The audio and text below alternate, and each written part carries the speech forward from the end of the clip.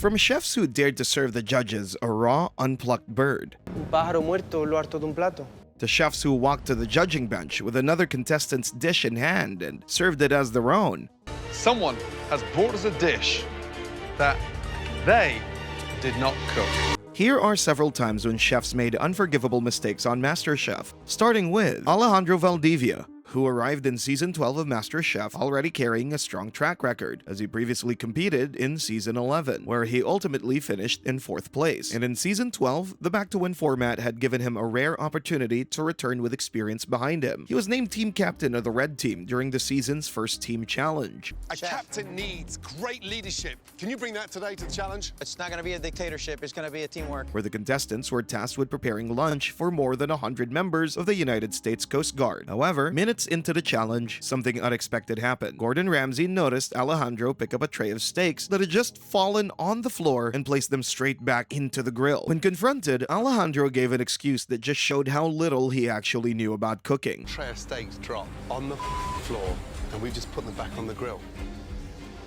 Chef, I figure it was going to kill the bacteria. Look, say that again. The other contestants were called over immediately and were forced to confront what their team captain had just done. He just picked them up and put them on the grill because he just told me he thought it was going to kill the bacteria. I did. No, you... No. Without hesitation, Gordon Ramsay removed Alejandro as the team captain, and the role was quickly handed to someone else. I'm going to keep you as a captain. You better have a meeting right now and sort this out.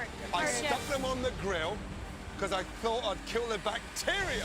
And the role was quickly handed to someone else. After the challenge, judges Gordon Ramsay, Aaron Sanchez, and Joe Bastianich were flabbergasted by the mistake, which led to Alejandro's elimination. Joe, Aaron, and myself all agreed that one of you shall be going home. That person is Alejandro. In no circumstances will we ever be in a position where we pick food up off the floor, re-grill it, and send it. That is never happening. For someone who came so close to the previous season, it ended as what could have been a strong comeback. Shocking as Alejandro's decision was, it represented a moment of panic that led to a catastrophic choice. But what made the next case even more disturbing was that it involved a deliberate act of deception carried out in full awareness of the consequences. Diana Billow entered Season 7 of MasterChef as a very confident chef, but this soon turned into arrogance, which worked against her as the competition progressed. I'm really worried about Diana. Diana doesn't seem to know what she's doing. She hasn't got a grasp on that. We tasted the sort of base of the soup, but I think she understands how bland that tripe is. She tended to be unfocused, but believed everything she did was a showstopper, which consistently turned out not to be the case. What's that? Is that shell? Yeah. A little bit. Part of the claw's missing, and shell still on the lobster. You are definitely not safe. Stay here. She underperformed across multiple challenges and often narrowly escaped elimination, but when it finally caught up with her, the mistakes were impossible to ignore. In Episode 8's Awful Elimination Challenge, built around some of the most demanding ingredients in cooking, Diana Billow was caught trying to conceal an ingredient in her dish. I minced it. But where is it? Like I said, Chef, I minced it in there, so there's very small pieces. I see little speckles of white bits. Is that it? Yes, Chef. Like here? Yes, Chef. The situation only worsened when Gordon tasted the dish, paused as something seemed off, and then pulled raw tripe from his mouth.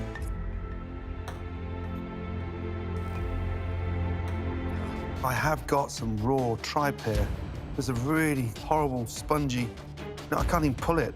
However, what made it even more dreadful was that Diana knew exactly what she was doing. Then I cut them because they were very chewy and I didn't want you to get a mouthful of just chew. It's the wrong thing to do. I was just trying to hide the fact that it was raw. This thing, you tried to hide the fact that it was undercooked, you diced it all up and put it back and smothered it. Damn. And Gordon Ramsay told her directly, Diana, you made a catastrophic mistake this evening. And given the circumstances, the judges felt it was one thing to make a mistake and quite another to cover it up. As a result, they made sure she understood how unpardonable her actions were. It was undercooked, and you put it into a sauce thinking that you could hide the fact that it was undercooked. Diana, we cannot go any further with you. Please, say goodbye to the entree, take off your apron, and place it on your bench. But Diana wasn't the only chef who was eliminated for serving raw food. The next chef on the list also had one of the most unforgiving eliminations in Masterchef history, triggered by a single undercooked protein. Michael Newman was a 47-year-old vegan competing in a cooking competition that required him to cook meat and fish, yet he still managed to shine in his element. Crab cakes. Vegan. Vegan crab. Vegan crab cakes. You're limiting yourself. Is it worth it? I'm looking for you to taste it, expecting something that you didn't expect. Oh, we'll be tasting it. He entered the competition as the last contestant of the season to earn a white apron, but being a vegan in such a competition came with its limitations. During Season 11, Episode 14's Timed Out Mystery Box Challenge, Michael Newman presented a chicken fricassee with white Dijon sauce, potato puree, and roasted carrots. Initially, the dish looked sloppy and unappetizing, but it was when the judges cut through the chicken that they realized just how bad it was, with most of it still raw. It's pink. Well, this is raw. You can see all the raw tendons in here. I seen it. The judges could only taste what portions they were able to because it was also heavily salted. Michael Newman eventually learned the hard way that serving raw chicken in any challenge is a mistake he'd never make again. It was controlled. It wasn't boiling. Right. You have jackfruit, some mayo. I've got that nice, rich, sweet flavor in that crab cake, but I'm not a big fan of the mayonnaise with the potatoes because it doesn't need it. While being a vegan in a meat-focused competition war against Michael when he served raw chicken, Masterchef UK's Reuben faced a similar mishap, but with even harsher consequences. Reuben was an IT product manager who traced his love for cooking back to his childhood, learning the basics alongside his mother in the kitchen. By the time he arrived on Masterchef, he had been putting those skills to use regularly, cooking dinners for his girlfriend and building the kind of confidence that had convinced him that he was ready for the competition. The style of cook I am, I'd like to say calm and collected. My girlfriend would probably say messy, but I'm trying my best to get better at that. But that confidence was put to the test in Series 21, Episode 7, during one of the early heats, where Reuben presented a plate of beef and pork meatballs to the judging bench. When Greg Wallace cut into the meatballs to sample the dish, he found out the meatball had serious issues. Oh, no. Sorry, Reuben, look. The bigger you make them, the harder it is to get heat in the middle. The disappointment was already evident from Greg Wallace's reaction. John Turreau then added to it. I like what you're doing. I can't avoid the fact that you've got meatballs that aren't cooked all the way through, sadly. After the tasting, Reuben admitted that the judges weren't at fault for their decision and took complete responsibility for what had happened. Getting slightly deflated. At the end of the day, the meatballs weren't cooked, so I can forgive them for not wanting to eat them. At the end of the episode, the judges delivered their verdict. Reuben was eliminated from the competition, but fans were far from satisfied. A debate was brewing over his mistake, with viewers clearly disappointed that it was just an elimination. Some even called for the contestants' instant disqualification, with one viewer even writing on social media, "Undercooked meatballs should be an instant disqualification." Another viewer wrote, "Sorry, but that's a major schoolboy error. At this stage, he should be absolutely disqualified. Shame." Reuben's case showed how a single uncooked component can end a run in the competition without appeal. But the next case proves that those same unforgiving standards still apply even in a one-on-one pressure test where only one person survives. Adam Wong entered Season 8 as a Harvard student, a background that drew frequent attention from the judges and fellow contestants alike. Adam had a high opinion of himself, believing his Harvard education would give him an edge over his competitors, and even the judges noticed it. She's a great student. He's not necessarily a great student. He gets overconfident. Do you want to start clearing a spot for the deep fryer? I'll do it in the wok. You're not going to use the deep fryer? Yeah, I do in the wok. Okay, and you do this all the time? Throughout the season, he had navigated a series of challenges without ever fully distinguishing himself. And in episode 13, he found himself in the bottom two alongside Caitlin Jones after the pair's chicken and potato dish failed to impress the judges. Taste the elements of the dish together, because really the only thing you can taste is this sort of miso glue that is the puree on the chicken. Is just kind of nothing for me. 60 minutes, Adam made fried chicken nuggets. And in 60 minutes, Caitlin made a potato puree, fried some Brussels sprouts, and made slaw. That's embarrassing. Adam and Caitlin were sent to the pressure test, where they were required to replicate Gordon Ramsay's signature dish, chicken supreme with truffle croquettes, wilted spinach, charred endive, and truffle jus. All this with 45 minutes on the clock. Adam worked through the challenge with focus and produced a plate that, on the surface, appeared to mirror Gordon's dish closely. But the judges evaluated the plates and discovered that there was something wrong with the chicken. You tell me what's wrong with that. It's raw in the middle, chef. He presented his dish, and it left Gordon completely disappointed. How ironic for me to see you perform the best you've ever cooked in this competition, nail a dish, and then we get into the chicken and it's under. The judges didn't need long to deliberate, and Adam knew it was over for him even before a decision was made, which made him break down in tears. Before the judges could even make the call, Gordon Ramsay gave Adam the chance to walk out, and he took it. Probably don't need to make it any more painful for the individual that made one unacceptable error. I'm just going to ask that individual to do the respectful thing and to say goodbye and untie their apron. No.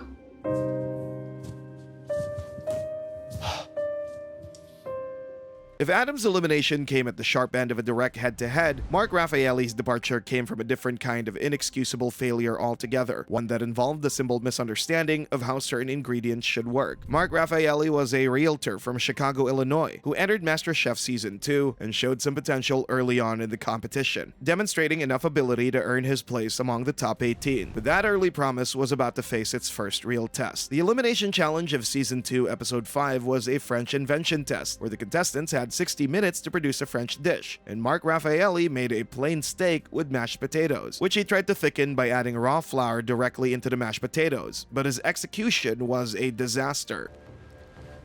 What's in here? Shallots, rosemary, and garlic. And flour? I had a little bit of starch because it was raw, liquidy. There's raw flour in here. What? The discovery left the judges questioning not just the dish, but whether Mark even understood the basics of cooking. It is a severe technical error to serve raw flour. There are several things that you can never do in cooking, and adding flour to a liquid mashed potato is one of them. That mistake sent Mark home. One of you two will be leaving the Masterchef kitchen. Person is Mark. Mark Raffaelli's mistake was serious, but it pales in comparison to Juni Cuevas's, whose outrageous idea nearly jeopardized the entire team's chance of avoiding elimination. Juni Cuevas was a 28-year-old disability analyst from Raleigh, North Carolina, who entered MasterChef Season 9 under the mentorship of John Aaron Sanchez. Although he showed strength in individual challenges, he was consistently quiet during team challenges, and that soon proved costly when he was put in charge during one of the season's biggest events. The challenge in Season 8, Episode 9 was a wedding reception for Season 7 winner Sean O'Neill and his fiancée Katie, held at Saddle Rock Ranch. The occasion demanded consistency, precision, and strong team management. At the center of it all was Juni Cuevas, leading the blue team, and it was total mayhem. The problems began with Juni's menu, which made Gordon question his choice of winter grains for a spring wedding. Juni, tell me about the dish. What are you doing? So we're gonna do some pan-seared scallops with farro and Farro? Yes. Guys, We need- hold on. Farro. It's a tough grain, it's wintry, we're in spring, we're in the Malibu Hills. Yes, chef. It's a wedding. Yes. It's not a winter banquet. Gordon also shut down Juni's idea of an orange zested mash, which just showed how scattered and unfocused Juni's plan was. Zested mash. Yes. Hey, blue team, just stop. Orange zested mash. Put your hands in the air if you've ever seen an orange zested mash in any restaurant anywhere in the world. Be thinking, meat. Discuss. And midway through the service, Juni lost complete control of the kitchen. Party have sat down and the puree's raw. Already, blue team, we're all over the place. And do you know why?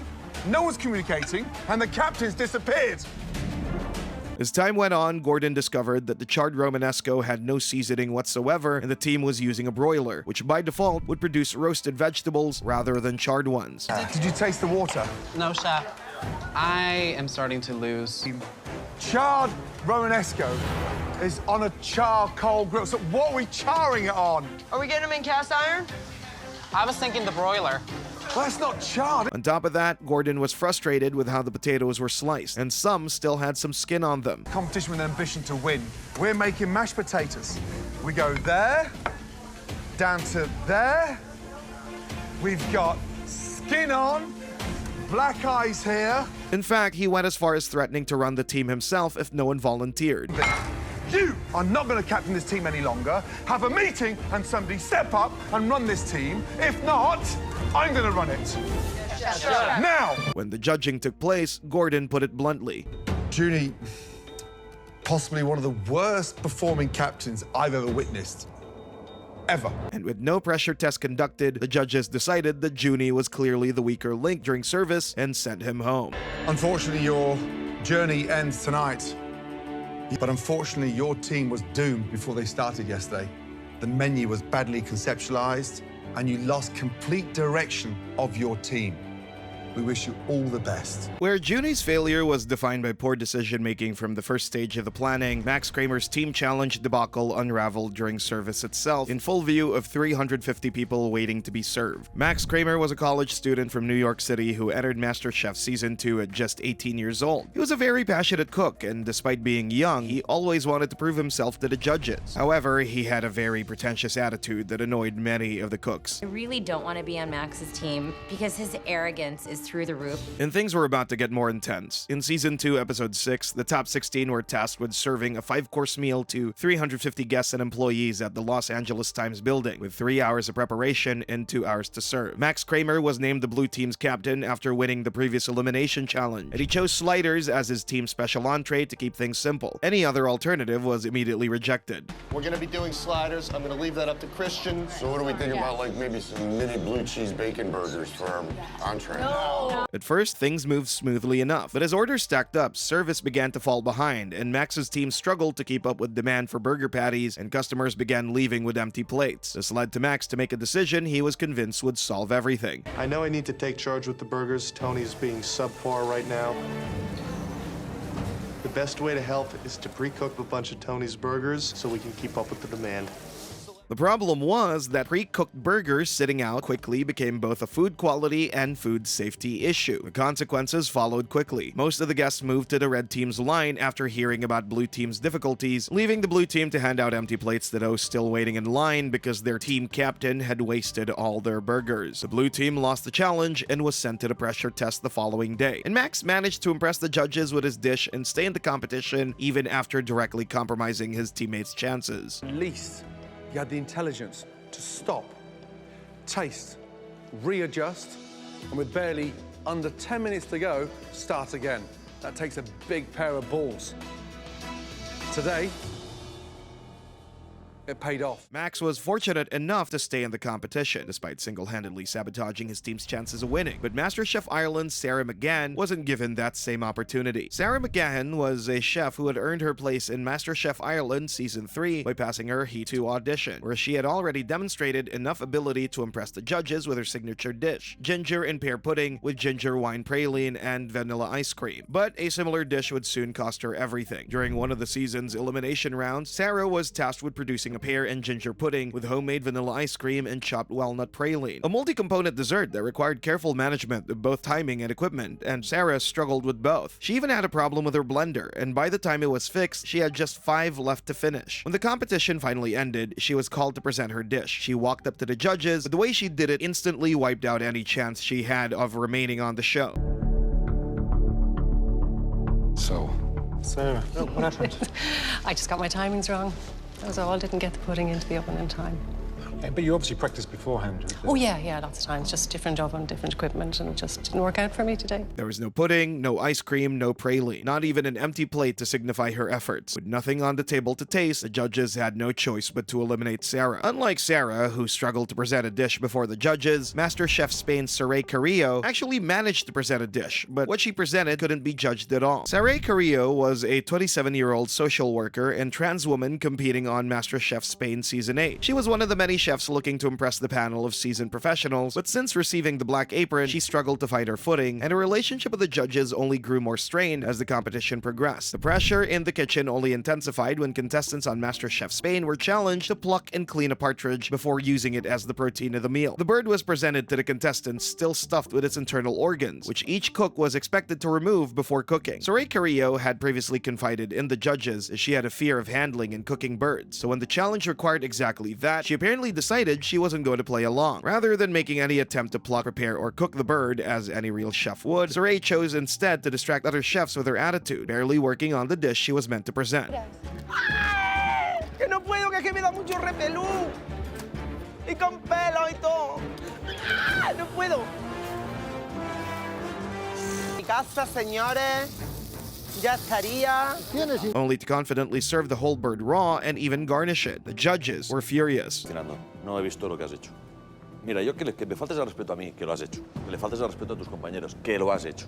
Que le faltes el respeto al programa que te has hartado y a los 28.000 candidatos a entrar a estas cocinas, evidentemente no se puede hacer. Yo no me río de vosotros. No he acabado de hablar, no ni se te traer. ocurra abrir la boca. Ni se te ocurra. Porque no tienes nada que decirme. Nada. Absolutamente nada. Porque nos hemos equivocado terriblemente contigo. When she was finally given the opportunity to speak, her excuse was even more infuriating than the raw partridge she served, revealing that she had absolutely no respect for the kitchen or the judges. Desde que yo me diste el delantal negro, yo ya me bloqueé, yo ya me sentí mal, ya no quería seguir aquí en este programa porque me veía que ya estaba mi destino ya marcado. Eventually, the judges wanted nothing to do with such an ill-mannered chef, and to make matters even more frustrating, her reaction showed no remorse whatsoever. Que no mereces ni el negro y cruces esa puerta ahora. Adiós. Bye bye. Pico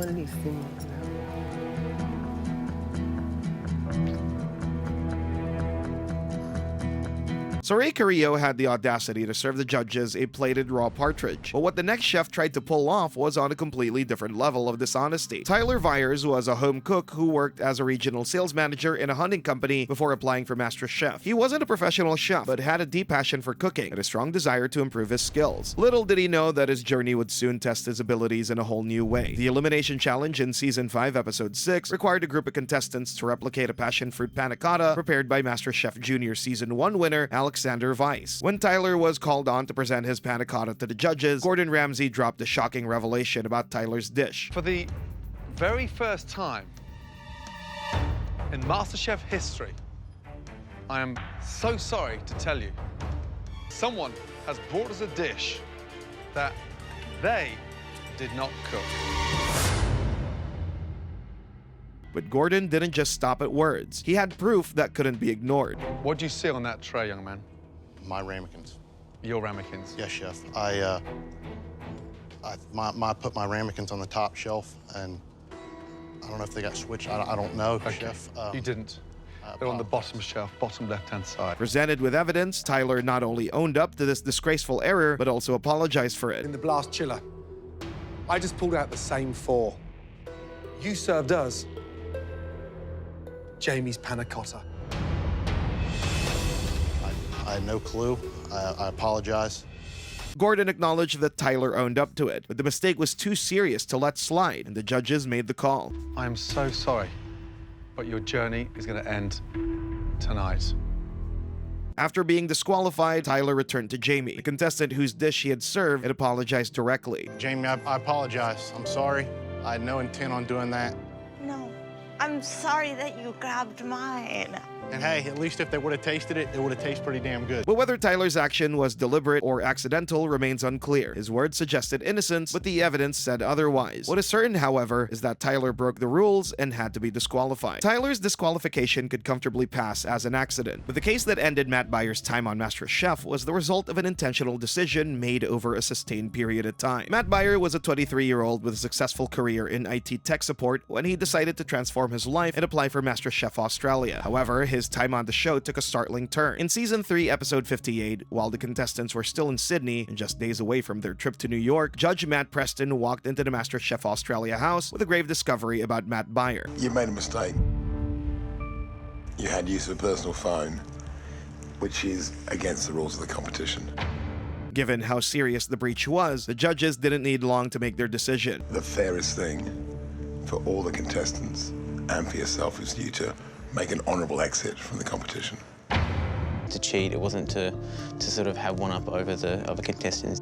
Just been really struggling because I was missing my girlfriend. Matt was eventually kicked out of the show amid the fears that he had accessed recipes secretly with a smartphone that he had smuggled into the show. According to the Daily Telegraph, Matt had the device for a total of 6 weeks. Although no formal investigation into his prior results was ever confirmed by the production company, Matt later addressed the allegation himself, stating, A lot of talk about how I could have looked at recipes, but even if I was looking at recipes, it wasn't really going to particularly help me because, I couldn't just pull it out mid-challenge. I wouldn't be able to, use it when I found out what the challenge was. Whether the phone was ever used to access recipes was never definitively answered, but the fact that the phone went undetected for 6 weeks made the breach all the more significant.